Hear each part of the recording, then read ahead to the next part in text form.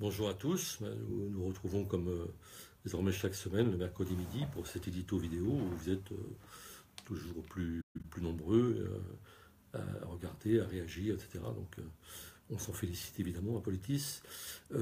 Cette semaine, l'ouverture du journal est consacrée à la crise du FN, mais on l'a traité pas disons, de façon endogène, si j'ose dire, à l'intérieur même du FN, même si Michel Soudet évidemment évoque cet aspect, mais aussi sur les conséquences que ça peut avoir sur l'ensemble du paysage politique, et en particulier le sort, disons, de l'électorat populaire.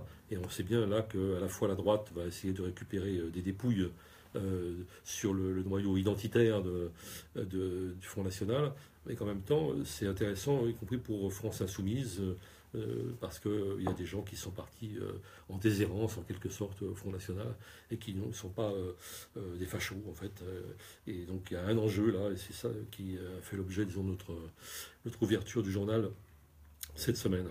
Bon, quant à moi, je suis revenu un peu de façon caustique, j'en conviens, sur le débat ou la polémique assez mauvaise d'ailleurs qui a été lancée après la petite phrase de Mélenchon dans son discours sur c'est la rue qui a libéré la France des nazis.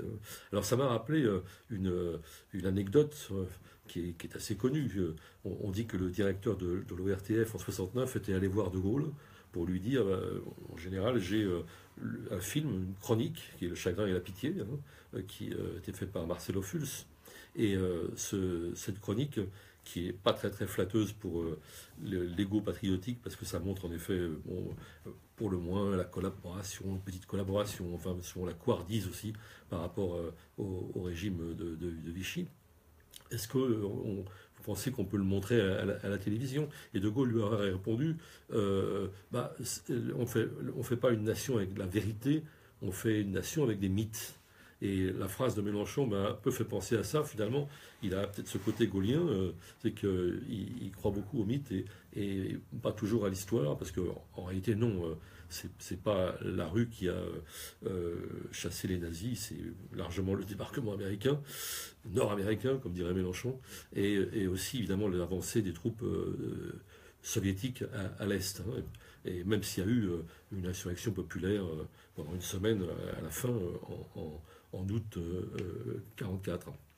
Enfin voilà. Bon. Mais c'est évidemment une très mauvaise polémique parce que la façon dont Mélenchon a été attaqué, c'est pas à proprement parler sur cette approximation historique qu'on peut discuter en effet, mais on a fait semblant de comprendre du côté de la droite et de tous ses adversaires politiques qu'il aurait traité de nazi le gouvernement, ce qui est d'une malhonnêteté totale et ce qui évidemment vise à détourner de l'essentiel, c'est-à-dire quand même d'un succès de cette manifestation de samedi à son initiative.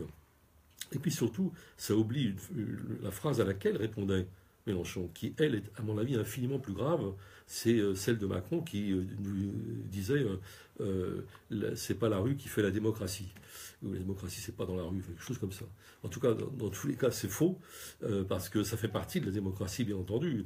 La démocratie, c'est pas simplement une élection tous les 5 ans avec purement institutionnelle, et c'est pas seulement la démocratie représentative, surtout qu'on voit comment elle a été détournée par le 49-3, par les ordonnances maintenant, comment elle a été détournée aussi, même trahie, elle a servi à effacer complètement le résultat du référendum de 2005, avec un vote du Parlement. Donc on voit que c'est vraiment pas la panacée démocratique.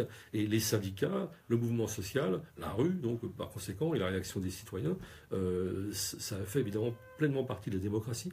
Et je conseillais, si je puis me permettre, à Macron de lire pas seulement Ricoeur, comme il prétend l'avoir lu, mais Castoriadis, qui expliquait de façon très profonde et très intéressante qu'il n'y avait pas de démocratie véritable quand il y a de l'injustice sociale. Quand les limites, écrivait-il quelque part, de la démocratie, c'est l'injustice sociale, l'inégalité. Et là, on est en plein dedans avec les ordonnances. Et autrement dit, la démocratie se charge toujours d'un contenu social et c'est pas simplement une pure forme. Donc, M. Macron a totalement tort dans cette affaire. Et en plus de ça, c'est assez grave parce qu'effectivement, ça efface les corps intermédiaires, comme on dit. C'est-à-dire que s'il n'y a plus la rue, il n'y a plus les syndicats. À moins qu'on considère, comme ça a été dit par un certain nombre de députés d'En Marche d'ailleurs, que les syndicats sont simplement des associations d'accompagnement des projets gouvernementaux. Hein. Donc c'est pas ça du tout. Et puis c'est la négation surtout du conflit dans la société. Le conflit, c'est la démocratie. La démocratie, c'est du conflit.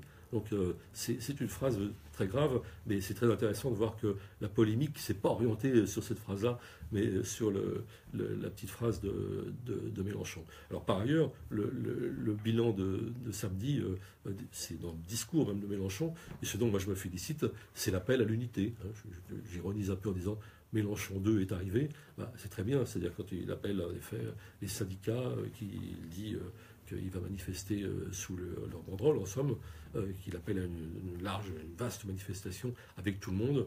Là, je crois que effectivement, c'est vraiment un enjeu, non seulement contre les ordonnances, mais pour toute la recomposition de la gauche, pas simplement des familles de la gauche, mais au plus profond, disons, de tout le mouvement associatif, du mouvement syndical et des partis politiques.